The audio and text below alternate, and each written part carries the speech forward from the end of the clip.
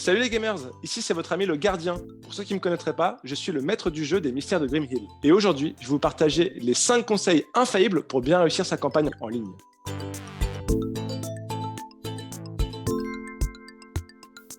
Conseil numéro 1, envoyer les règles en amont aux joueurs.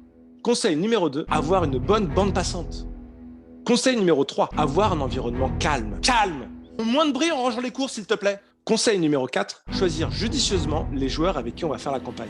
En règle générale, on a tendance à choisir les amis, les gens qu'on aime bien, mais ce ne sont pas forcément des bons joueurs de jeux de rôle. J'ai identifié 4 profils à absolument éviter. Je vais vous les partager. Profil numéro 1 à éviter, la maladroite.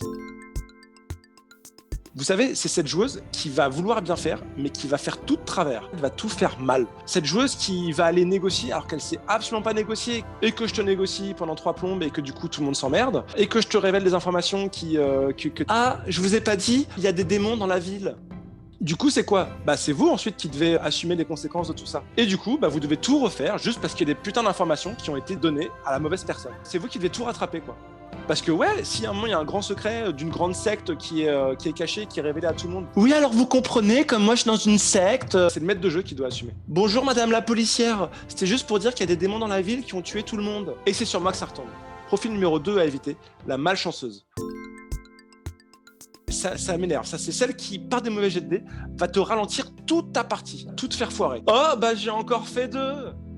Tout prend 3 plombes à cause de ses mauvais jets de dés. Ok, elle a plein de pouvoirs, génial. Et moi, j'ai trouvé des idées. Bah mince, ce que j'ai tenté, ça réussit pas. Du coup, il se passe quoi? Par exemple, t'as des ailes d'ange, super, tu peux te téléporter. Sauf que quand tu te foires, bah, du coup, je suis obligé de trouver des nouvelles idées de où est-ce que je dois t'emmener. Ah, j'ai fait 2, où est-ce qu'on atterrit? Sauf que moi, ça fait peut-être 5 fois que tu rates le jet de dés. Du coup, je dois trouver 5 nouvelles idées de lieux où t'envoyer. Il se passe quoi, gardien?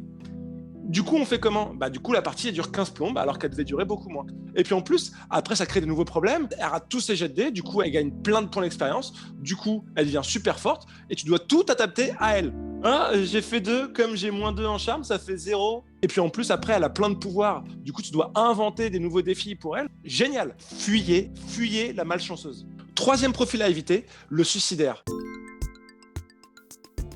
C'est quoi ça? Le suicidaire, c'est celui qui a 0 pouvoir, mais qui va quand même aller affronter le monstre à main nue alors qu'il a rien du tout. Je vais prendre mes petits points et je vais aller affronter l'ange renégat. Et que j'ai plein de dégâts à l'appel, et que, voilà, tu tiens pas à ton personnage ou quoi? Je fonce sur le démon, je vais lui faire une pichenette, et je lui fais des guillis.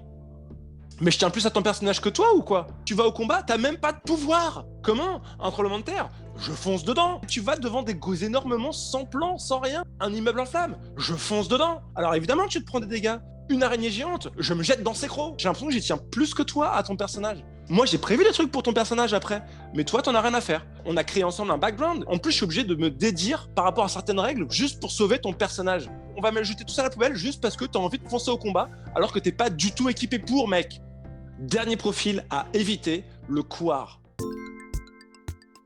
Celui qui a un personnage surpuissant, mais qui veut pas aller au combat. Ah là là, il a une batte de baseball? Ah non, j'y vais pas. Hein. Alors, le mec, il a plein de pouvoirs super cool, il les utilise jamais.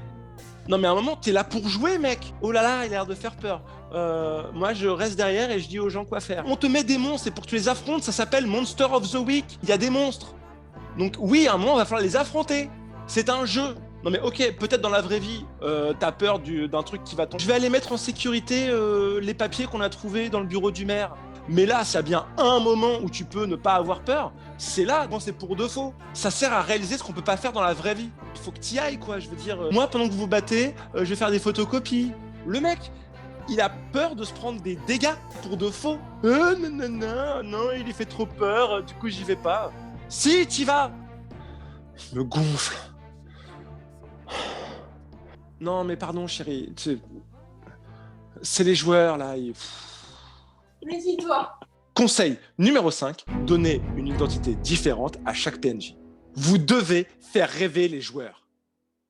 Voilà, c'était mes 5 secrets pour bien faire une campagne de jeu de rôle en ligne. Si vous avez d'autres conseils, n'hésitez pas à les mettre en commentaire. Si vous voulez me voir les appliquer, allez regarder la campagne Les Mystères de Grimhill. Abonnez-vous, likez, partagez, ça fait toujours plaisir. Bon jeu de rôle, bisous.